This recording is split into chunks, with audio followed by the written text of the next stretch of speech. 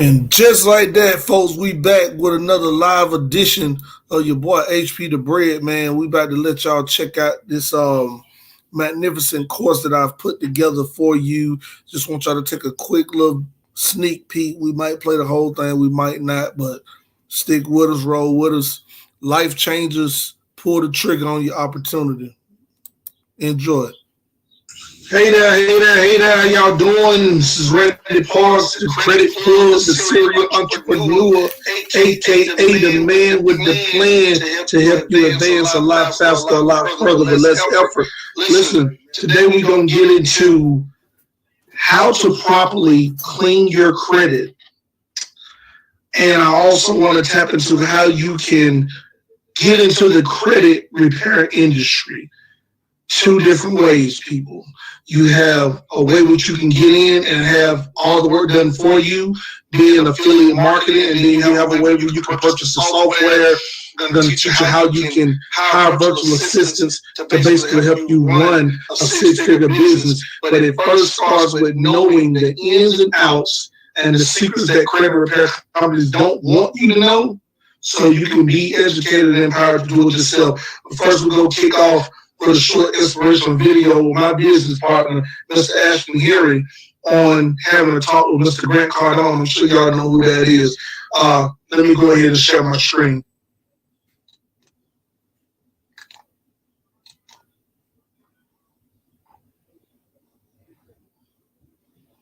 Hey, we're talking about one of my favorite topics, and I know it's going to be one of your favorite topics. Ashton Henry is an expert when it comes to credit.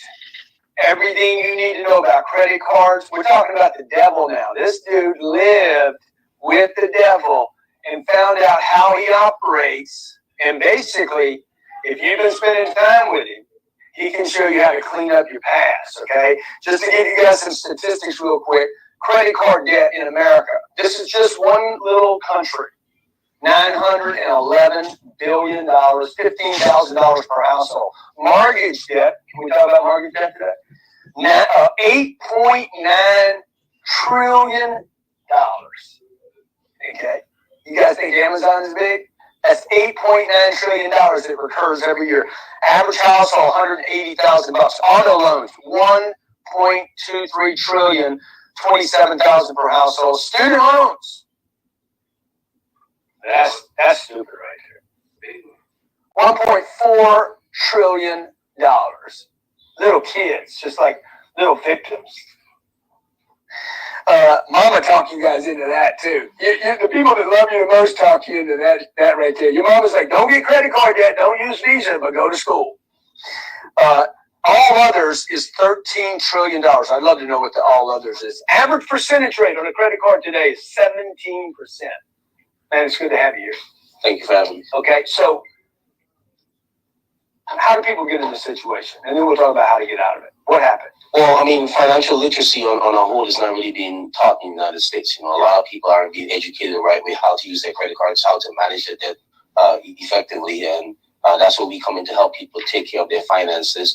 And like you said earlier, a lot of people are put into situations and they're not educated about it. And they make a lot of mistakes. And we just help them get those negative things off their credit report, leveraging the Fair Credit Reporting Act, which is passed. The what's it called? The Fair Credit Reporting Act. The Fair Credit Reporting Act, which was passed by Congress in 1971. Oh, the Fair. Yes. I thought you said the Fear Credit. I said I do fear credit. The Fair Credit Report. Okay, and what about that? And basically, it's a consumer's right to dispute any negative item that's reported on their credit report, whether it be a bankruptcy, a foreclosure, a tax lien, repossession, student loan. It doesn't matter what that negative item is. We're able to dispute those things, get them off their credit report, so we can give people a new start with the mistakes that they've made in the past. Because what happens if, let's say, young Grant, he's 25, 26 years old. He's got a bad credit report. He took on too much credit, can't handle it, can't keep up with the 17%. Maybe I got a combination of a student loan, an auto loan, and some credit card debt. How do I, and I got behind, I just got ahead of myself, I lost my job, something happened. How do you help me fix some of that? Okay, great. So what we actually do, we'll take an analysis of your credit report, see whatever is negative on there. And again, leveraging the Fair Credit Reporting Act, we're able to dispute any erroneous, inaccurate, or absolute items on this credit report. So when again, the student loans, the debts that you have on there, we're able to dispute them. Again, we're looking for the inaccuracy in the reporting. So what can be? Is there always in it? I mean, it could be inaccuracy. Could be your name spelled wrong. It could be the address, the docket number, the late payment reported and it's not accurate. So we're looking for those things to help you get those negatives. Yeah, I've heard some people say on the repair end, some of it's just about overwhelming the financial institution. Is there any validity? Like there's groups like yours that can say, hey, we're just going to overwhelm them with paperwork. They're not set up to do it. Yeah, not only that, a lot of companies that you might have owned in the past, they're probably out of business. So when we send those letters to dispute what's negative on the credit report, and the credit bureaus send those letters to verify no response. No response, so you have to remove those things off your credit report as well. What's your success rate with let's say it's a legitimate deal. By the way, it probably is in most cases, right? Like I didn't pay, I'm late on my car payment. I'm balancing 2008, even today. I'm balancing between, okay, I'm not going to pay my student loan today. Should I be paying the student loan back? Should I pay these student loans? Yeah, I mean, private student loans is a government loan, so you do have to pay those things. And I can't get away from that. Okay, the auto loan, like I was late on that. I'm late on my student loan, but I keep paying my credit card. I'm timely on my credit card. So, what percentage of those can you, even though it's legit, I'm late? Yeah, so what we do, based on how many late payments you have on a credit report, instead of deleting the entire issue of your credit report, we can actually dispute the late payment to have it forgiven based on, again, how much late payments you have on there.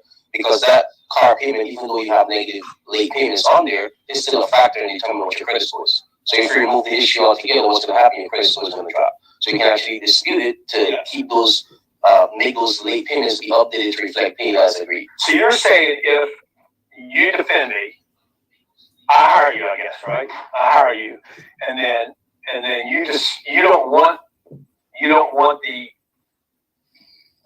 balance to go away.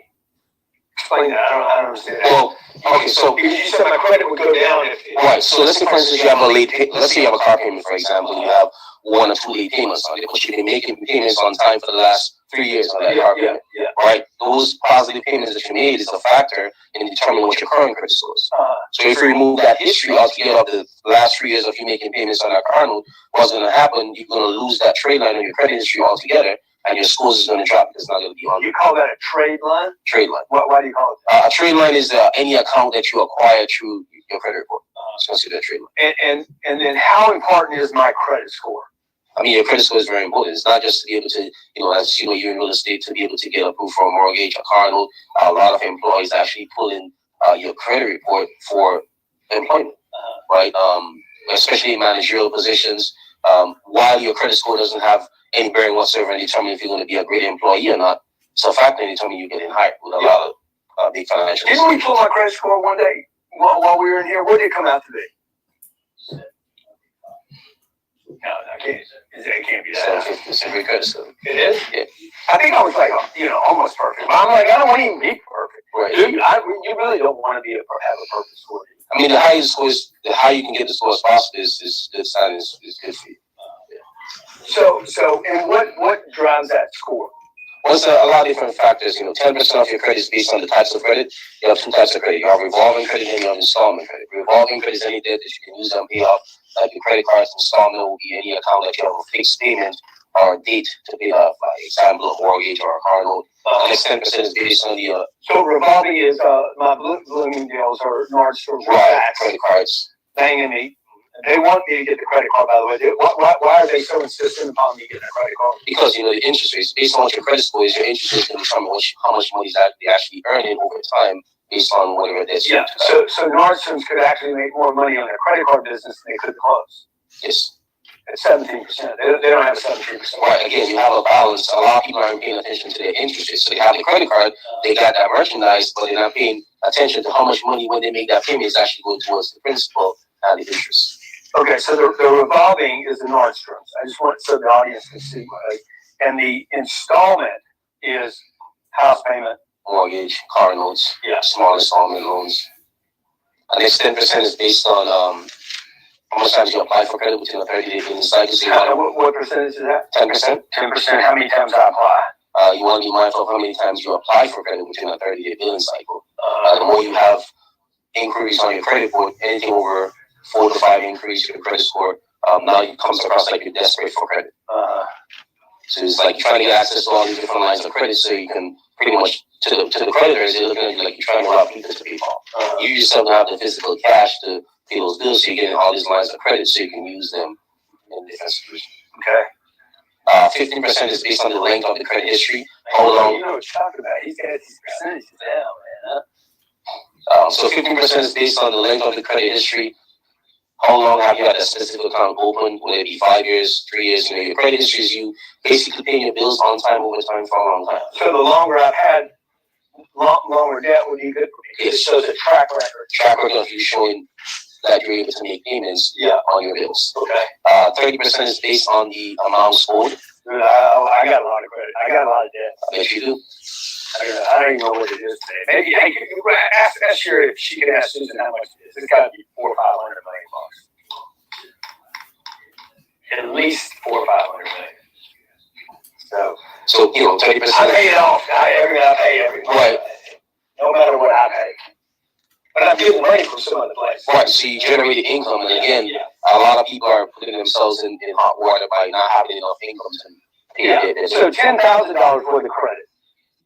Like, I mean, the lower the number can actually hurt me too, right? From what I understand. Well, not necessarily. You can have a $300 credit card and a $10,000 credit card. If you're not doing it, if you're not making the payments, it's still going to affect the same way. No, but I mean the balance. Like if I have a zero balance, if I have no credit, that hurts me too, right? Right. If you have So no 30% of it, 30% of my credit score is driven by the amount. So let me explain that. The 30% is based on the amounts owed. So that's basically your credit limit versus your credit balance. So whatever limit you have, let's say you have a $10,000 limit, you want to multiply that by 0.3. And that's your spending limit. Wow. So on that $10,000 credit card, that would be $3,000. That's your spending limit. Whenever you go over that $3,000, your credit score is going to drop because you're using more than 30%. What if I'm not using any of my credit that's available to me? Well, you want to use your credit because if you're not using it, then you're not getting any history of you making payments on those. So you want to use your credit. Now, is that just the story they tell us so that we use our credit cards? Like come spend. It's like the drug dealers, like, come on over, man. Well, not necessarily, because again, if you apply for any lines of credit, they want to see that you're able to make payments. So at the end of the day, you still have to use that lines of credit. You have a lot of people who have credit cards and they use them, they cut them up, they just lost it. I got 7 cards, I don't use them, and they're like, the guy trying to lend you money is like, man, you got to show me. Just because you got a gym doesn't mean you use it. Right. Could be overweight, you know. Last time I saw you, you were freaking all chiseled up. Right. Okay. So I got like 45, 55. What's the rest of this credit score? And then 35% is based on your payment history. Have you ever paid a bill late? So you always want to pay your bills on time. Yeah. You know, we always I encourage don't want to pay people. early, right? You can pay early. But I don't want to. I mean, what would I? Well, you should. Because what happens a lot of times when you pay earlier, your interest rates, based on the closer it is to the actually date that bill is due, the higher the interest rate. You paid earlier, the interest rates are a lot. And you can see this. If you have a car payment, people can take a look. They can walk into their bank, make that payment a couple of days before it's actually due, and you look at the interest rate. And the following month, just make that payment on the day that is due. You will see there's a difference in the interest rate. So again, more of your hard-earned dollars is going towards interest rather than your principal. I tell you, I did those 400. I don't think they have it all. 380 million. But hey, you know, so Dave Ramsey says all debt is bad debt. Do you believe that? I mean, no, I don't believe that. He's only worth $50 million, so clearly he needs to take on some debt because he got a TV show and I don't. Right. And you know, no, I don't believe all debt is bad debt. You know, again, I believe a lot of this debt that we're talking about is terrible debt. well, again, it depends on what that person is trying to do with that. Yeah. You know, in case of, you know, you establishing wealth for yourself, having real estate investments, that's a great way to create income for yourself. So that debt in that case is not bad debt. So you're saying if the debt provides income or the opportunity to create income, that's good debt. And you know, most people are living paycheck to paycheck, so a lot of people have credit cards to help them, you know, get through the next paycheck. They might have different cards just so they can pay a bill, whatever the case is. But again, there are people who are using debt to create to consume income for themselves. Okay, You have people that's using debt to consume, but if they don't have the income, they show off. Right. You know. But then you have the clever people who are using debt to establish wealth for themselves and create different. How did you get in this space? Where are you from? We gonna stop I'm it actually from Grenada. right there. That's a beautiful country. It is. It's very green. Yeah, I should. I heard it's gorgeous there. Give me just a second here. I came here in 2004 on a soccer scholarship. So we're going to stop it right there, people. And I just want y'all to understand the impact and the power of what my business partner, Ashton, was saying. This is us here at a financial literacy conference, pretty much working the same systems that he's working to have success with helping people remove and rebuild and empower themselves with credit. A lot of times people get caught up in the concept and forget, and they get programmed and they listen to how they were raised. Stay away from those credit cards. Credit is debt. I'm here to tell you that it's all a myth. Credit is not debt. Credit is access to free money. You just need to know what to do with the money to empower yourselves. Did you hear that end part when he stated a lot of people take credit and they want to show off, and that's how they get themselves in debt. But a lot of people take credit and put themselves in position to gain wealth. And that's what we're going to get into. Excuse me. That's what I teach in a lot of my courses that I'm going to be delivering to you throughout the rest of the year. Also a mentorship program to follow up behind that, but I'll speak on that a little later on. So I just wanted to go over that part, let you all hear Ashton talk to the great Grant Cardone and give y'all a little bit of insight on the benefits of credit. It's not that people are trying to get money from you. We're trying to help put you in a better position because you wasn't taught that in the school system. So let's jump right into it about how you're gonna clean up your credit. And the very first step that I want you guys to see, what you're looking at on the screen, is a template of a letter to correct personal information. Keep in mind, he mentioned how there are a lot of errors always on credit reports. And these errors can be things as simple as names, addresses, the wrong job information, wrong telephone numbers. All of these things can affect your score, and correcting this information, bringing it up to date, that can also strengthen the chances of things being removed off your credit rather easier than, doing multiple challenges and disputes. So, you see this letter here, you basically write in to whom it concerned, who is it concerns concerning the credit bureaus, and you basically fill in your information and you update that info. And that's the very first step you do. The second step is something really, really important that a lot of people aren't aware of. Most of you are taught that there are only 3 credit bureaus, which are these 3 at the top here: TransUnion, Experian, and Equifax. Well, newsflash, my people. You see here, this cluster right here, this cluster of 12, these are more important than those top 3. This is a key secret to good credit repair. You want to take and you want to freeze all of your personal information with each one of these companies. These are what we call second bureau companies. They feed the big 3. They give all the information. When we send in disputes and TransUnion has to verify that the information on your report is correct, they get in touch with one of these people here. And I'm going to go to the next slide to show you each one of these companies deal with specific topics. So you see here, SageStream deals with auto lenders, credit cards, issuer retailers, utilities, cell phones. Then you drop down, you see where it is. They deal with payment history, accounts, mortgages, and late payments. So you can see that these companies are more important than the main 3 that everybody know about. And so you have to ask yourself, why don't we know about these other 9?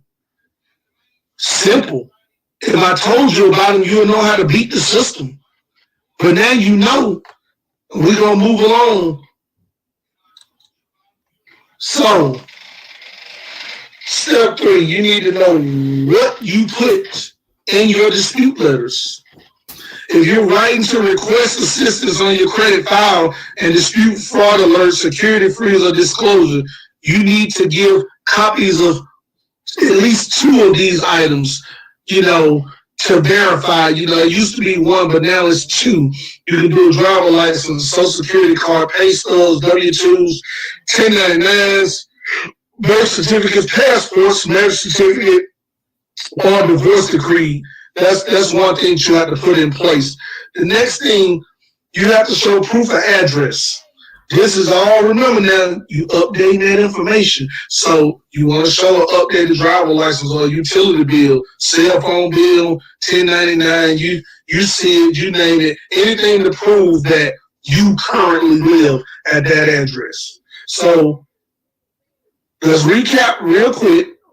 We got updated information, freezing the secondary bureaus, preparing the letters with the updated information. The next thing, these are the 3 addresses that you're going to want to send those to. And it's important to do this.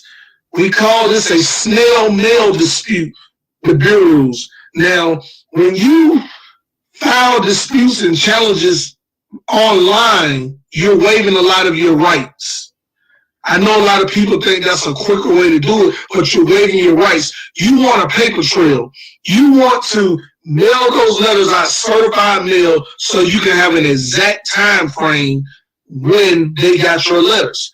By law, they have a time frame that they have to respond to you. If they don't respond in that time frame, by law, they must erase it off your credit report. So jot these addresses down, mail those to those addresses, certified mail. It only costs about $4 at the post office a letter.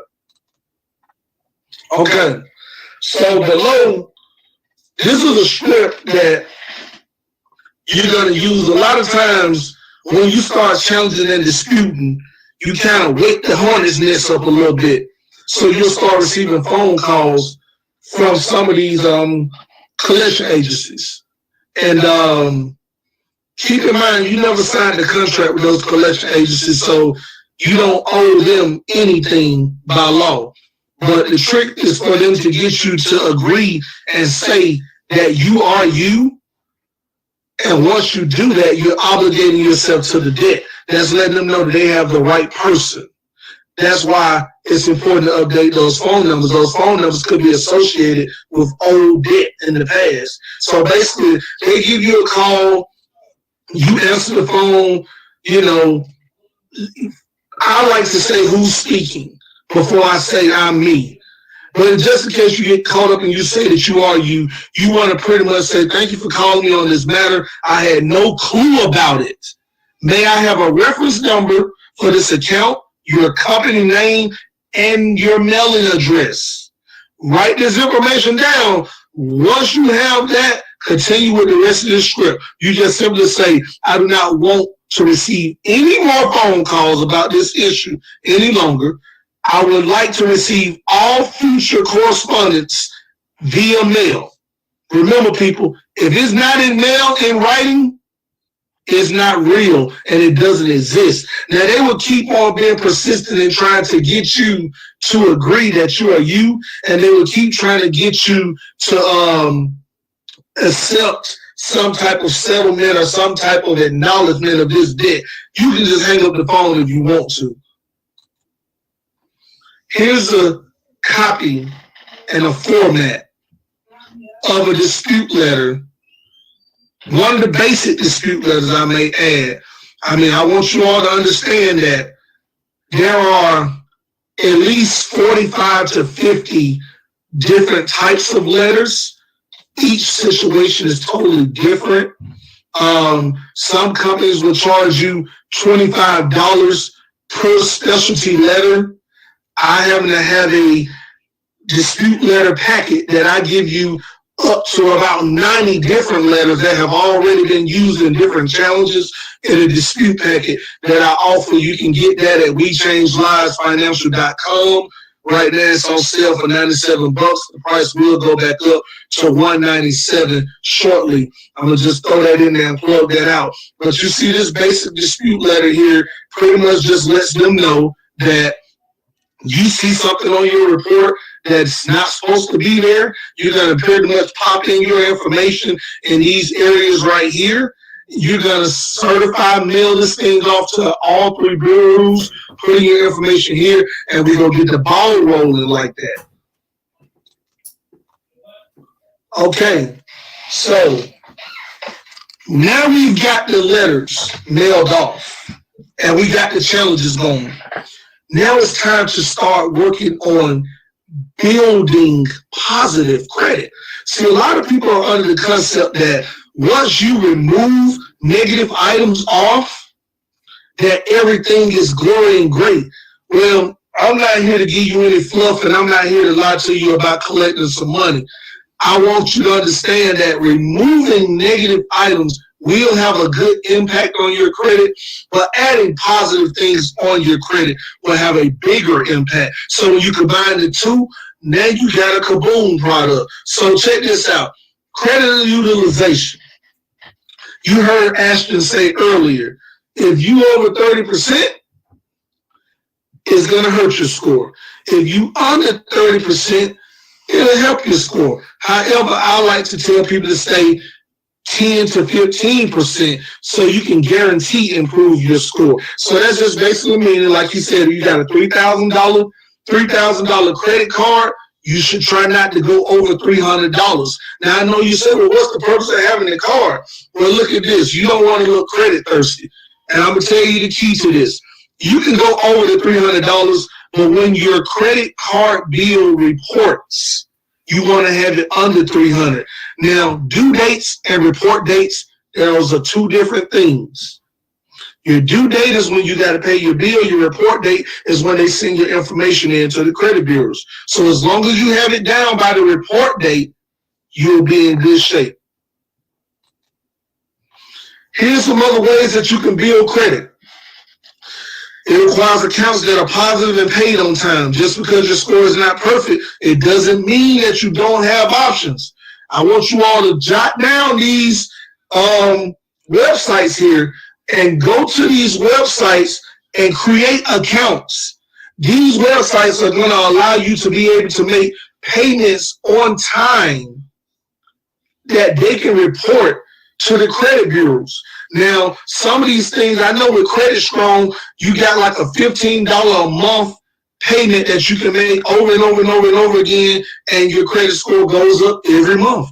My jeweler, you know, a lot of people like to be flashy, wear good jewelry. They got it to where if you only spend $99, they create you, I think, something like a $10,000 credit line, and that looks great on your credit report. NewCoastDirect.com, you can actually start a trade line business with them. That's great. That's a whole nother course and a whole nother way to start making some money. I'm going to talk about that on my financial literacy course when I drop the gems to let you all know how to turn your credit into cash and how to do a thing we call manufacturer spending. But we'll get into that, like I said, on another course, my people. That's pretty much the sauce on how to properly repair your credit and remove negative and erroneous items. But now we're going to get into making some money.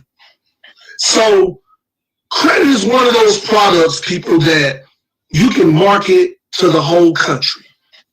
In fact, to me, credit is like the best drug America has to offer.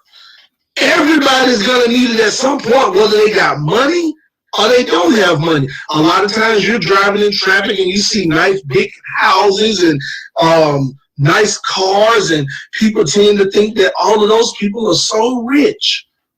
It's not necessarily true. They could just have great credit with a little bit of money in the bank. But however, they got there some kind of way. So I want to introduce you all to a platform that helped change my life, which is MLM company by the name of Nove. And this company pretty much allows you to sell their services, not even sell, refer their services, and you get paid. So they do basic credit repair. They also help with business credit, and they also give you the ability to be a walking lending tree and offer loans, different type of business funding, real estate investor loans, and you get a percentage of commission off of all of these products. It's a magnificent tool. You might want to take a look at it. So let's think about this. With credit repair, these are the options that you have. You can do it this way: have a customer service team, have somebody to take care of all the letters for you, mail them out for you, stay in contact with your customer, educate your customers on matters of credit, and give them credit monitoring and identity monitoring, providing you market material, and they also train you and give you a website so you can be knowledgeable of their product. And all you got to do is market, promote, and get paid. That's a magnificent way to do that. If you want to look into that option, feel free to click this link here. You have 3 different ways to join that platform. Each way breaks down how you get paid and what services you're able to offer. It's a magnificent opportunity. I advise you to check into it. The second way is pretty much running your own company. Now, the thing with doing this, you can get a software called Credit Repair Cloud. Now, Credit Repair Cloud basically allows you to get your client's information. You filter your client's information into the software. The software pulls their credit report. Then you have to physically select which letters you want to send off for each particular case that your client have that you're going to dispute. Then you have to get the letters, take the letters to the post office yourself, or you can invest into another software called Letter Stream, which will allow you to mail off, I think, up to 100 letters at a time by the push of a button. And if you really want to do it this way, I advise you to hire a few virtual assistants because you're going to be dealing with a large volume of calls. I know when I was doing it this way, I had virtual assistants handling my consultations, handling my operational systems to make things automated. You're going to need to do that.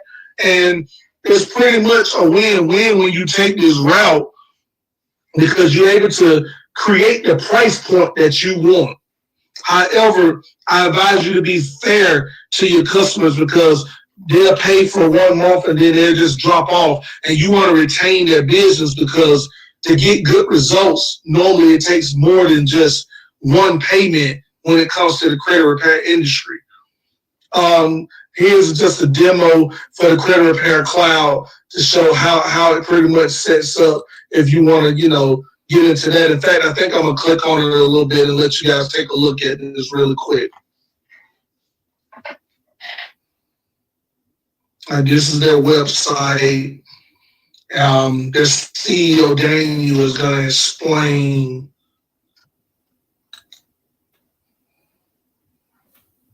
Let's make it where you can hear this. Hi, and welcome to the Credit Repair Cloud software demo. I'm Daniel Rosen. I'm the founder of Credit Repair Cloud, and I learned about credit repair when a bank error ruined my life. And then I created Credit Repair Cloud as a way to help other people who were facing the same issues with their credit. And then all these people on the wall here behind me, they have each made over $1 million in their Credit Repair Cloud. So this is proof that it works. But more importantly, all these people have changed a whole lot of lives using the very same software that you are about to see in action. So if you're ready, I am really excited to show you around the software that has changed millions of lives. And if you stay until the end of the demo, I have some very special bonuses that I want to give you. So come on, let's go down to my office. Come on. Okay, here we go. Credit Repair Cloud Cloud is the world's first cloud-based credit repair software. We've been around for over a decade, and most of the credit repair industry runs on our software because we make it so easy to launch, run, and scale a credit repair business. But what if you're not an expert in credit repair? Then during sign up, just add on our mentorship program called the Credit Hero Challenge, where we hold you by the hand as you launch your credit repair business. You'll get certified in disputing, you'll get all your processes down, and you'll walk away with 3 shiny certificates to show your new clients. So let's go on a tour of Credit Repair Cloud. Here on the home page, you'll see an overview of your entire business. Everything important to you, notifications of new leads, messages, and reminders appear here. To add a new client, we click Add New Client, and we fill in their client profile. When you add a new client, it sends a welcome email to that new client, and then they start their client onboarding, which they can do from their smartphone. When your client clicks the link in their email, they log into your portal, they sign your agreement, they watch a little video that explains the entire credit repair process, and then they sign up for credit monitoring so you can access their reports. They take a photo of their driver's license and utility bill, and now you have everything you need to get started with them, and it's all stored in your Credit Repair Cloud. Now, what about someone who isn't a client yet? Well, it's even easier. We want to wow them to sign up, right? So we invite them to a free consultation and credit audit. And here's how that works. We add them as a client, and then we go to their dashboard, and we click this button that says one-click import and audit. We have the client sign up for credit monitoring, and then we click this big button that says one-click import and run simple audit. And Credit Repair Cloud starts to work its magic. It connects to the credit monitoring site, it accesses the report data, and then it imports and analyzes that data. And it creates this awesome credit audit report that explains all the issues on our potential client's report and how they are affecting their score. It also explains how credit repair works, the benefits, what you can do to help them, and how they can help speed up the process. Not only does this simple audit report make the whole process very clear and transparent for your client, but it's also your greatest sales tool ever. And that's why I believe giving a potential client something of value like this for free, it's the very best way to close the deal. And now that we've wowed this client, they're ready to start service. So now we get on to the fun parts. Okay, we already imported that credit report in the earlier step, so now we want to go view that report again so we can get started with this client. So to do that, we just click here where it says after sharing audit, next. So as you can see, the software is pretty simple to operate. Like I said, you probably will want to hire some virtual assistants to handle all of that day-to-day work, because if you're an entrepreneur, it's a difference than being self-employed. If you're going to be doing all that work, then you're just self-employed. You might as well still have a job. Well, I won't say you might as well still have a job, because nothing beats doing it for yourself. But however, hiring some virtual assistants will be a whole lot better for you. But that pretty much wraps up what I have to say about repairing your credit or starting a business to make money. Understand this, people. You have to take charge, and you have to start pulling the trigger on opportunities when they present themselves.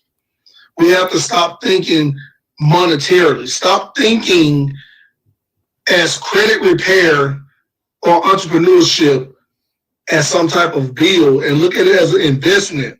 You see, this pretty much be my wardrobe a lot. I face credit. I want people to know that, hey, I'm a resource. I'm a solution to a problem that I think they said, I don't want to make up a number. You heard the number that Grant Cardone said earlier of people that are affected by bad credit. And a lot of you think you don't have bad credit. A lot of you think that you can afford your lifestyle, so you're not worried about credit. But the thing is, you're throwing money out the window, man. You paying extra money on utilities, cell phones, car notes, mortgages. The list can go on and on. Bad credit can affect you from even getting certain type of jobs. So why sit around and continue going down the same path? Now let's just dive into a little more game. Now I got a little more. Can I get real spicy with y'all just a couple more minutes? Because some of this stuff come out of my financial literacy course. Listen, if you over 22 years old and you still using a debit card, that's just childish. I want you to stop it. Start using credit cards for everything and take the money that you have on that debit card and pay the bill. They're then going to give you more money on your credit card for showing responsibility characteristics, showing responsible characteristics. Use your credit card for everything. If you don't have a credit card, I want you to apply at extradebitcard.com. Get you an extra debit card. It's a little card that's going to hook into your bank account. When you swipe the card, the company extra is going to pay for it, and in 24 hours, they're going to pull the money out of your bank account. It's going to look like a loan, and at the end of 30 days, everything that you use your card for, they're going to report to the credit bureau. So now you're building credit on everyday purchases, lunch break, gas, cell phone bill, whatever you used to use your debit card with. You're going to basically replace it with this extra card. And that's just free game and free gems that I just gave you all. But listen, I got a lot of valuable information coming, man. I want y'all to invest in yourselves. I'm going to be, like I said, I got an ebook course that's coming that's going to blow your mind. My mentorship course and my financial literacy course is going to really blow your mind. Tap in. WeChangeLivesFinancial.com. You can follow me on Instagram at WeChangeLives.rp, on Facebook at Randy Parks, on YouTube, Randy Parks, the Credit Plug. Tap in. I see you guys at the top because the bottom is too crowded. And we out.